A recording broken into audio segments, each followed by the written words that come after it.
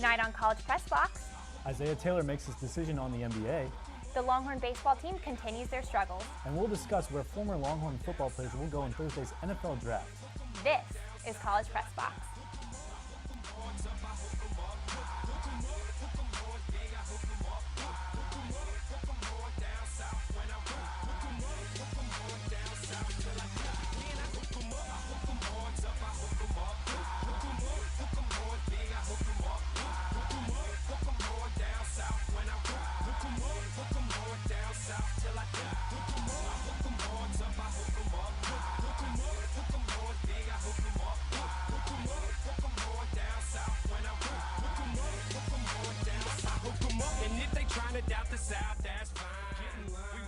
Welcome, folks, to your favorite sports show, College Press Box. We know watching this show is how you brighten your dull Mondays. Alongside of me, I have my co-host, the one and only Mark Skol Jr. Mark, how are you doing this evening? Katerina, I couldn't be better. How are you? I'm great. I'm just so glad to be here with you to be able to talk Texas sports. So this past Saturday, point guard Isaiah Taylor announced that he will return for his junior season to play under Coach Shaka Smart. In a statement, he said that he's coming back to work on his game and be a part of the new era of Texas basketball. Taylor led Texas an average of 13 points per game and 4.5 assists per game also. The Longhorn fans are thrilled that he'll be back in Austin for at least one more season. Now, Texas took on in-state rival Texas State in the Battle of I-35 last week. Before the game, former UT player and Texas State coach Auggie Garito recognized his battle with cancer as Conshaw bunts the ball and squeaks his way safely to first as Ben Johnson advances to the second. Top of the second, Brooks Marlowe gathers the ground ball and is able to make the throw to get the runner out at first. Bottom of the same inning, Marlowe hits one to shallow right center for an easy single, Texas up 3-2. Top of the fourth, Josh Sawyer dishes a nasty strikeout to a Texas State hitter. And the bottom of the fifth, Zane Gurwitz hits the ball to the shortstop, and Texas State picks off Trace Barra for the double play. And bottom of the fifth, Zane Gurwitz hits the ball big to deep back, and it's caught by Gurwitz in center field. Texas State, Cantu hits a single to left center as UT leads 5-3. And bottom of the eighth, Brett Boswell gets his second, gets a two-run home run to solidify the win, 7-3. Our very own Matt Adams was at the scene for the Longhorns' victory. Falling behind 2-0, Texas relied on bunts and walks to get themselves back in the game. Zane Gurwitz explained how he has improved to become a factor again for the Texas Longhorns.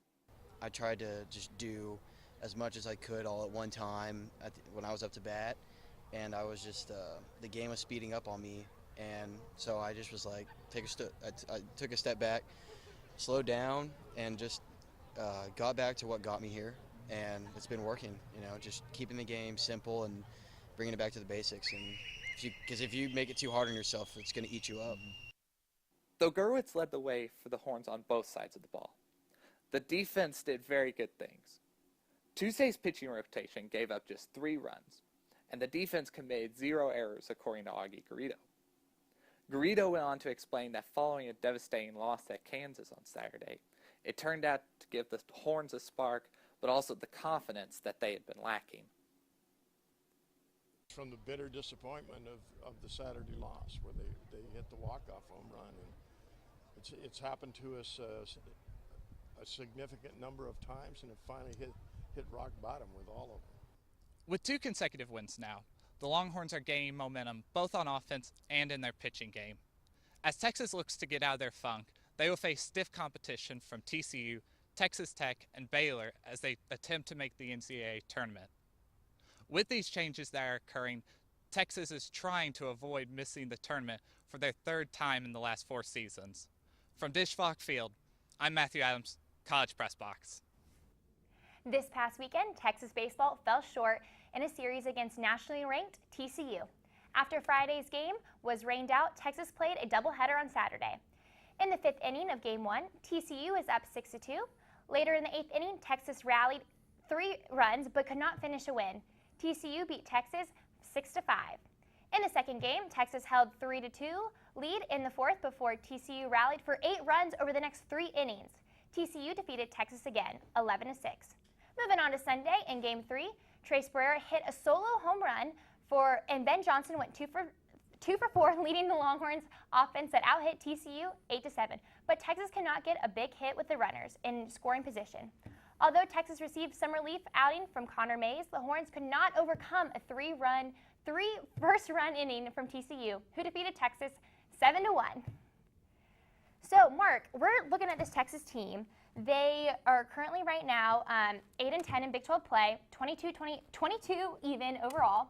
The Horns have struggled with consistency this season. What are their chances for this Texas team to get back on track to finish the regular season strong? You know, Katerina, I like to be an optimistic person, but the chances of Texas baseball finishing the season strong and competing against TCU and Oklahoma State, their chances are very unlikely. This coming weekend, the Horns play Tech at home and Baylor next weekend in Waco. The Horns need to sweep both series to finish the season strong and head into the postseason with momentum. Tech will be a tough series as they are ranked just ahead of the Horns in Big 12 play and just lost the series to Oklahoma State, so they will be looking for revenge. Luckily, the Horns are 15-7 on the season at home, so they have an advantage there. Baylor's ranked at the bottom of the Big 12 standings, so hopefully Texas can get the sweep. But Texas has lost to some mid-major teams, so you never really know with this Texas team. Yeah, the consistency definitely has been an issue, but now moving past the regular season and going into postseason, will Texas be able to compete in the Big 12 tournament with teams like we talked about, TCU and Oklahoma State? I mean, Texas needs a miracle to compete against TCU or Oklahoma State in the Big 12 tournament. They just got swept by TCU over the weekend and are clearly struggling right now. But it is baseball, and you never really know what can happen on any given night. So I wouldn't say it's impossible, Katerina. Texas has experience in coaching. The question is, can they pull together and win out before heading into Big 12 conference play? Mark, I like how you said it. Anything can happen on any given day. But who on this Texas team needs to step up to help get this Horns train rocking and rolling again? Well, the veterans need to step up. CJ Hinojosa had 2 costly mistakes in the second inning. A second game of the doubleheader on Saturday. They could have changed the outcome of the game. Striking out looking in the top of the 6th, tied 3-3 with the bases loaded is not acceptable. A veteran player should never watch their third strike, especially with the bases loaded. Striking out swinging might have been acceptable, but a strikeout looking, no way. Bottom of the 7th, 4-3, TCU 2 outs. Hinojosa had a fielding error at short, a run scored, and TCU ultimately opened the game up, scoring 6 runs in that inning. Hinojosa needs to be a leader on this team. I mean, what happened to CJ Hinojosa, who hit the cycle last weekend? Mark, I don't know, but Texas needs to find him, and he needs to find himself. You're right. He needs to step up, not only as a veteran, but like you said, as a leader. So now if we're zooming out, looking at the team as a whole, what do you see as some key adjustments the Horns need to make in this home stretch? As for the changes the team needs to make, Texas needs to find starting pitching. Casey Clemens didn't pitch this weekend because of muscle soreness. Hollingsworth didn't pitch against Kansas, but started the 3rd game over this past weekend against TCU and only lasted 1 inning. And in that inning, he gave up 3 runs. I mean, Parker French appears to be Texas's only for-sure starter all season, and you can't only have one pitcher when you play a 3-game series. Ty Colbreth proved himself in Game 2 on Saturday. He pitched 6 innings, only giving up 3 earned runs. Maybe he needs to step it up as a starter, but then again, you're still missing a 3rd starter. You can't win games without pitching. So Texas gave up 15 earned runs over the weekend, 24 runs total, and they scored 6 runs in the 1st and 2nd game. So they definitely have the hitting to get there. They just need the pitching to back it up. Mark, I like how you said it. Again, you can't win ball games without good pitching. Now, Texas needs that solid ace. They need to be able to deliver consistency so they do not give up that many runs. So now, folks, we're going to be back in a jiffy. Don't go anywhere, because when we come back, we'll see what the home stretch looks like for other Texas spring sports.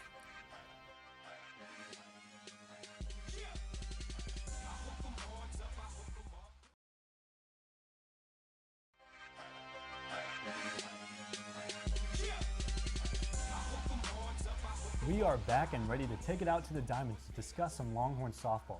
The softball team traveled all the way to Lubbock for their weekend series against the Red Raiders. They started off the series strong on Friday night. The Longhorns won their 9th consecutive road game, 4-3 over the Red Raiders, behind key home runs from junior second baseman Stephanie Seo and sophomore first baseman Kelly Hansel. Freshman pitcher Erica Wright had another stellar performance in the circle for the Longhorns as she picked up her 14th win of the season, striking out 10 and walking 1 while only allowing 3 runs on 6 hits in 5 innings of work. Unfortunately for the Longhorns, Erica Wright can't pitch every game. On Saturday, the Longhorns had their 9-game winning streak snapped in a 4-0 shutout loss to the Red Raiders. The Longhorns out-hit the Raiders 8-3, but stranded 7 base runners. The Longhorns were outdone by a series of walks and wild pitches that led to some crucial Texas Tech runs. On Sunday, junior center fielder Lindsey Stevens blasted her 14th home run of the season, but it wasn't enough as Texas fell 7-3 to Tech and are now 7-5 in the Big 12. Texas volleyball returned to the court this Friday in a scrimmage against UTSA. Let's go to Gregory Gym for the highlights. First play of the game, Molly McCage with the kill. Texas goes up. And now we're going to move on with this Texas volleyball team who is pumped to be playing spring ball. Paulina Prieto Sarame with, again, the kill. You're going to see her on fire all night, folks. And then again with the kill. Oh, there we go. Texas volleyball having the time of their life. And she sets, and Chigana Obagu says, not in Texas territory. All right, now we're looking up again, and Sarame goes up, and what, again, the kill. She's just rocking and rolling tonight, y'all. Texas volleyball is excited for this spring season and to be able to be playing, to get their time to be able to get ready for the fall season. Now, again, Sarame with the kill. Like I said, folks, she was on fire. And a kill from UTSA looks for comeback, but Texas says, nope, you know not about it. In the final play of the game with kill from Molly McGay, and we're done, folks. Texas beat UTSA 4-1. The women's tennis team took on 17th ranked TCU Horned Frogs this past weekend in the quarterfinals of the 2015 Big 12 Championships. After losing the first match, UT's Lena Pagamete was able to pull Texas back even with TCU winning her sets 6-4 and 6-3. All-American junior Brianna Addison dominated TCU's 79th nationally ranked Stephanie Tan, winning her two sets 6-2 and 7-5 to give Texas a 3-2 lead. TCU would tie Texas again, and the quarterfinals would come down to the doubles match. UT's Batra and Pagamete would team up in the double finals against TCU's Kadhaiza and Parahova, but it was TCU who came away with the set victory 6-4, which clinched TCU's 4-3 quarterfinal victory. TCU will take on top-seeded Baylor in the semifinals next weekend. The men's tennis team played in Big 12 tournament this past weekend and fell short in the semifinals against nationally ranked number 1 Oklahoma. The Sooners defeated the Longhorns 4-3 in a set tiebreaker involving George Goldhoff and OU's Alex Gilia. Goldhoff and Gilia split the first two sets 6-2, 3-6, and battled in a 6-6 in the third set to force a tiebreaker. Texas accounted for 3 straight single wins, and OU credited with the double point and a pair of single straight wins. OU's Gilas the tiebreaker 7-3 to secure victory for the Sooners. Texas awaits seeding in the National NCAA Championship, which will be announced this Tuesday. Another Big 12 championship took place this weekend as Texas women's golf looked to win the Big 12 Golf Championship. The golf team shot their best round of the tournament on Sunday to finish 6th in the Big 12 Championships at the Dominion Country Club. The Longhorns' 291 score was the second lowest round of the day. Junior Tezera Abe recorded a career-best 69 strokes to tie for 10th overall to lead the Longhorns.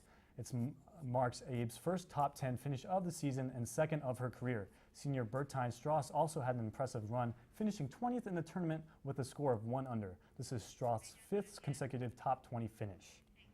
From today until Wednesday, Texas men's golf, the 2-time defending Big 12 champions, will play in the Big 12 Championships at Southern Hills Country Club in Tulsa, Oklahoma. Today, nationally ranked number 3 Texas teed off at 8 a.m. against Texas Tech in Oklahoma. Today, Texas led the tournament in birdies and finished with -2 and +5 overall for the day. Texas track and field took on some of the nation's best at the 121st Penn Relays this past week. The women's relay squad started the meet off strong for Texas, advancing to the Championship of America final in both the 4x100 and 4x400. Texas posted the fastest time of the prelims in the 4x100, clocking in at 45.59 seconds, nearly 2 seconds slower than the Longhorns' fastest time this season. The Longhorns won the women's 4x400 meter relay championship to repeat as champions.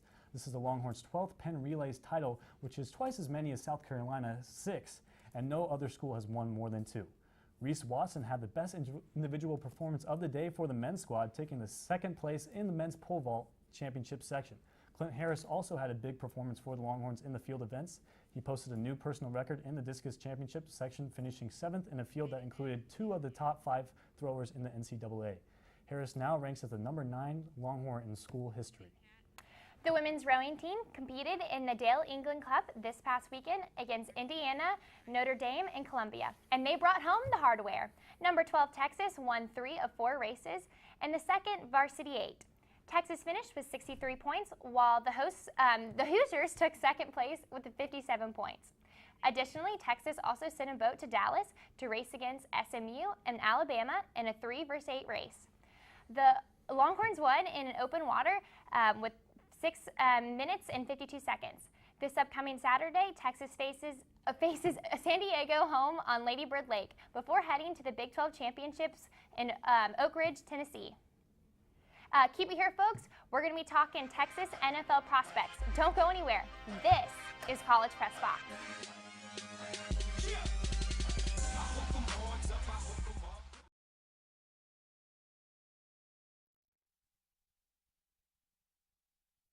It's Saturday afternoon at Darrell K. Royal Texas Memorial Stadium. Football is back in action here in Austin. Texas fans are decked out in orange and white, ready to watch the spring football game. They've been waiting for this game since the regular season ended back in November. Although Texas has struggled with winning seasons in the past, that hasn't stopped Texas fans from bleeding orange. The expectations for this season, how many wins, losses, bowl game, what are y'all thinking? I think expectations are through the roof, especially with this being Charlie Strong's first recruiting class. So I'm expecting a 9-win season and, of course, a bowl win. I just think they're going to win every game. Well, I'm hoping it's a better season last year. You know, we had some quarterback troubles, new quarterback, but I think it's all coming together, and I'm sure this season it's going to be good. Low. Why are they low? They're not high. The team doesn't look that good. Why not? Quarterback. All the way. Yeah, all the way. All the way. Charlie Strong, we're going. I expect that for Charlie Strong to lead this more improved, more passionate, more drive team to win more than 6 games, have a winning season. I can see them going to a bowl game and leading Texas back to what they were. So who is going to be the starting quarterback after watching the spring game? Gerard Hurd, Tyrone Swoopes, what are you thinking? I don't know. No one really stood out today, but you know, I'm just hoping that the right man's in the right place. I don't know. I think it's got to be Swoops just because of experience. He's been there, started 12 college games last season, so I think he knows everything. And he looked well tonight, so I definitely see him being the starter. Until Texas travels to South Bend in September for their opening game, we'll have to see what's in store. This has been Katerina Biancardi with College Press Box. Mark, as you can see, these Texas fans are excited about the 2015 season, but this week, they're even more excited about Texas Longhorns NFL prospects. So we're going to be talking your favorite topics, Texas football and NFL football. So, Mark, for the first time since 1937, a Longhorn was not selected in the NFL draft. Will Texas have another year like last? Katerina, fortunately for Texas fans, the Longhorns will not have a year like last year. This year will be different because we know at least one player will be selected, probably in the first round, in defensive tackle Malcolm Brown. He will most likely be selected in the first round. We can just say last year was a statistical anomaly. Although Jackson Jeffcoat had an impressive rookie campaign as an undrafted free agent for the Washington Redskins. But we do know at least one Longhorn will hear his name called on draft night. You're right. That is the one and only defensive tackle Malcolm Brown. So where would be good for him and other Longhorns who are entering the draft? I would say defensive tackle Malcolm Brown would be a really good fit in 2 places, Detroit and New England. Both of these teams lost 2 of their best interior defensive linemen to free agency. Ndamukong Suh left Detroit for Miami, and Vince Wilfork ended up in Houston. And Brown could fill that hole they left pretty quickly. In 2014, Brown had 6.5 sacks, 71 tackles, 13 for a loss, and 2 forced fumbles.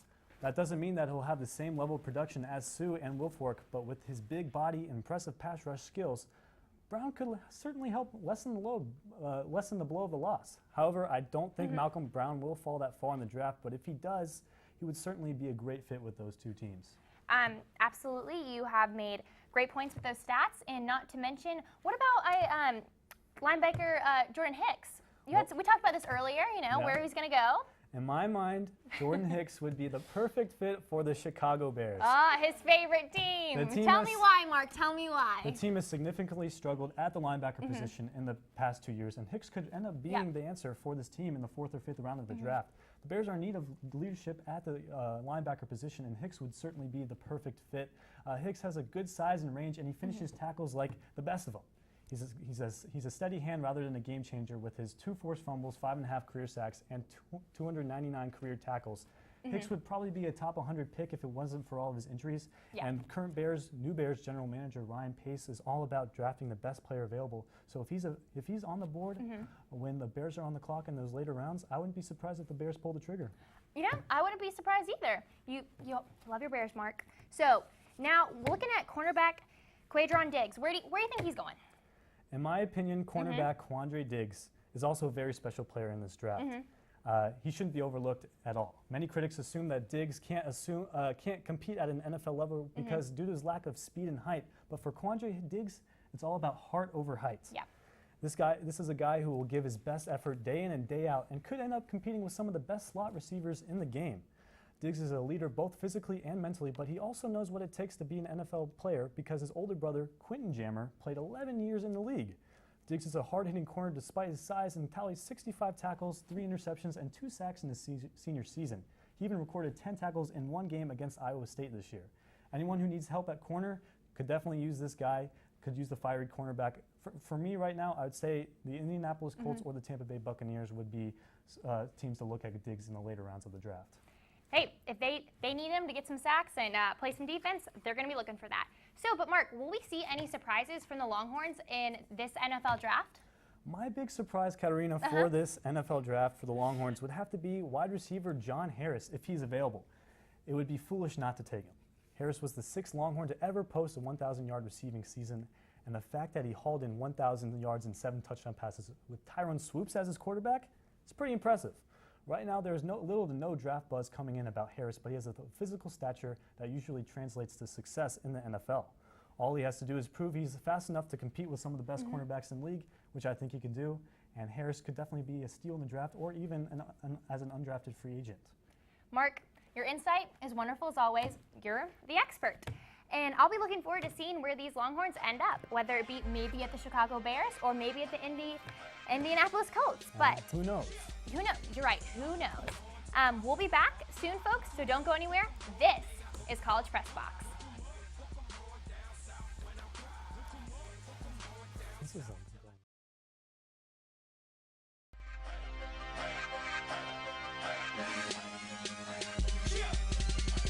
Thanks for sticking with us on this beautiful Monday night here in Austin, Texas. Unfortunately for the Texas fans, there hasn't been much beauty on the diamond this season. Our very own Alyssa Killebrew went to the streets to ask Texas students about the Texas Longhorn baseball team. I'm here on the UT campus testing students' knowledge about baseball and asking about the future of Texas baseball coach Auggie Garito. What's your name? Maddie Hill. Wyatt. I'm Katerina. Matthew Adams. Melissa Menashe. All right, so I'm going to ask you some general baseball knowledge questions first, okay? So, how many innings are in a game? 9. 9. I know I am 7, so is it 7? It's 9. Oh, 9. How many batters are in a lineup?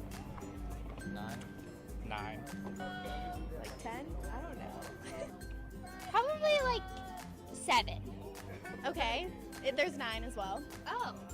Can you name 2 pitches other than a fastball? Curveball. Ding, ding, ding. Isn't a spike ball one? A curveball and a changeup. So, with the recent staff changes going on around the 40 acres and the struggle that Texas baseball is going through right now, do you think Coach Auggie Garito's job is on the line? I definitely think his job is on the line. I mean, technically, yes, just because we have the new athletic director and there's been a lot of changes going on. I don't think it should be, just considering all the success he's had and all the experience he has. I think anytime a team is struggling, a coach's job is on the line. Possibly, but I don't think they would do anything drastic about it right away because he's kind of like an icon. And do you think Auggie Garito has a chance of becoming the winningest coach in D1 baseball history? Absolutely. The winningest? Yes. Do you think he does? When do you think he'll get that achievement? I don't know, maybe 5 years, 10 years, if he's still alive. Well, last time I checked, I thought he already was, so, Considering he already is, he's got a pretty good chance. I would say, yeah. Texas baseball still has a few conference series left to prove themselves, while Auggie Garito's career still remains a hot topic in the media. Alyssa Killebrew, College Press Box. So, Mark, let's check out what's happening around the 40 acres this week. On Tuesday, Texas baseball will play against Prairie View A&M at 6 p.m. on the Longhorn Network. Catch it there. And on Friday, Texas baseball will play Texas Tech at 6 p.m. also on the Longhorn Network. On Saturday, you can catch the Texas baseball team versus Texas Tech at 2 p.m. on the Longhorn Network. And softball's playing Oklahoma State at 3 p.m. Sunday, you can catch softball at Oklahoma State at 12. And baseball versus Texas Tech once again at 1 on the Longhorn Network. So, Mark, how'd you like Alyssa's MOS? Got some interesting insight about baseball, what they think? I loved it. You actually looked very familiar. Did you make an appearance in that video? Mark, I am on College Press Box. I know how many innings are in a baseball game. It's definitely not 7. That's like my twin or somebody. I don't even know. So, Mark, what are you doing this weekend? Well, there is a big fight going on this weekend, Katerina. Mayweather versus Pacquiao, so that's what I'll be doing on my Saturday night, watching that fight. Who are you picking? Well, I don't know who's the underdog because everyone's saying something different every week, but in my mind, I think Pacquiao's the underdog, so I'm going Pacquiao. All right, well, I'll be cheering for you and good old Pacquiao for the fight. We've had a great night with y'all. Mark, it's been a pleasure as always to talk sports with you. So tune in to College Press Box every Monday at 9 p.m. and College Crossfire on Wednesday also at 9 p.m. You can follow us on the Twitter at College Press Box. For everyone in the studio, Master Control, Mark, and myself, have a wonderful night. Same time shine for all the dope boys pushing on the grind, for all the dope girls keeping them in line.